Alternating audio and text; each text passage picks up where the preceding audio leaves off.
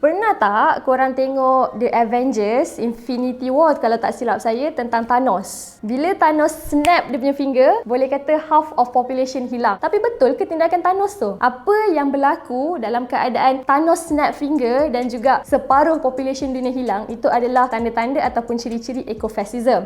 Kalau kita perasan, ecofascism adalah dua gabungan ayat daripada perkataan ekologi ataupun eco dan juga fasis ataupun fascism. Eco yang macam kita tahu adalah ekologi ataupun alam sekitar kita lah. Fasis adalah satu bentuk ataupun satu ideologi far right yang kita boleh katakan sebagai kita merasakan satu-satu bentuk ataupun satu-satu kaum ataupun satu-satu negara lebih baik daripada negara-negara lain. Bila dua perkataan digabungkan menjadi ecofascism, dia membawa maksud ada beberapa kelompok ataupun puak yang merasakan ada kaum atau populasi lain yang merupakan bencana kepada alam sekitar. So pernah tak sepanjang COVID-19 ni kita nampak dekat internet, dekat Facebook, dekat Instagram dan sebagainya, the quote ataupun yang orang selalu cakapkan, the planet is healing, the human are actually the viruses.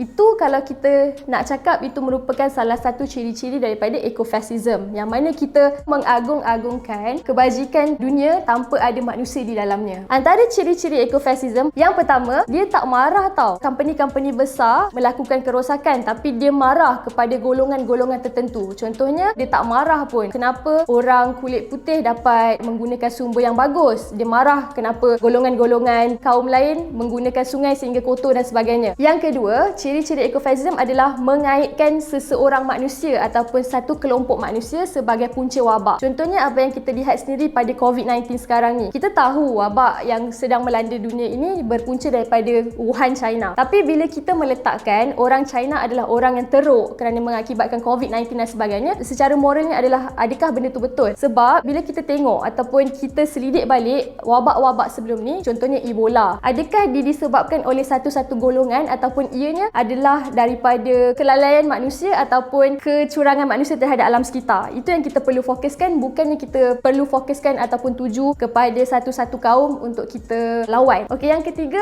ciri-ciri ecofascism adalah mengaitkan wabak sebagai yang terbaik kepada manusia. Ini yang kita lihat sangat banyak waktu sekarang ni. Macam kita cakap, bila manusia tak keluar daripada rumah, langit kita makin cerah, kita cakap sungai kita makin baik dan sebagainya. Itu betul, tapi itu adalah half truth, yang mana kita punya langit menjadi cerah, kita punya udara semakin segar, kita punya sungai semakin baik, itu juga didorong oleh perbuatan manusia. Kalau manusia boleh berterusan menjaga alam sekitar, kita mungkin akan lebih baik dari semasa ke semasa. Ciri keempat adalah mereka tidak berfikiran rasional. Kenapa? Sebab mereka mula menyalahkan orang lain tanpa mereflect diri sendiri. Adakah apa yang mereka buat itu adalah betul ataupun tidak? Kesan-kesan ecofascism kepada masyarakat, ia akan mengakibatkan pecah belah dan juga peperangan, yang mana bila kita percaya golongan ni adalah penyebab kepada wabak-wabak tertentu, kita akan mula membenci dan kita akan mula boykot dan sebagainya. Yang keduanya, kehidupan ataupun alam sekitar kita tidak akan membaik pun, sebab bila kita meletakkan prejudis ini terhadap orang lain, kita dah letakkan satu boundaries dekat diri kita sendiri untuk tidak membantu apa-apa pun. So sebagai ecofascism, dia tidak membantu untuk pembaikan alam sekitar dan sebagainya. Dan kesan ketiga, kepada ekonomi dan juga industri, orang akan mula memilih produk-produk ataupun barangan yang dikeluarkan oleh sesuatu kaum dan cuba memboikot kaum-kaum lain, yang mana yang ni akan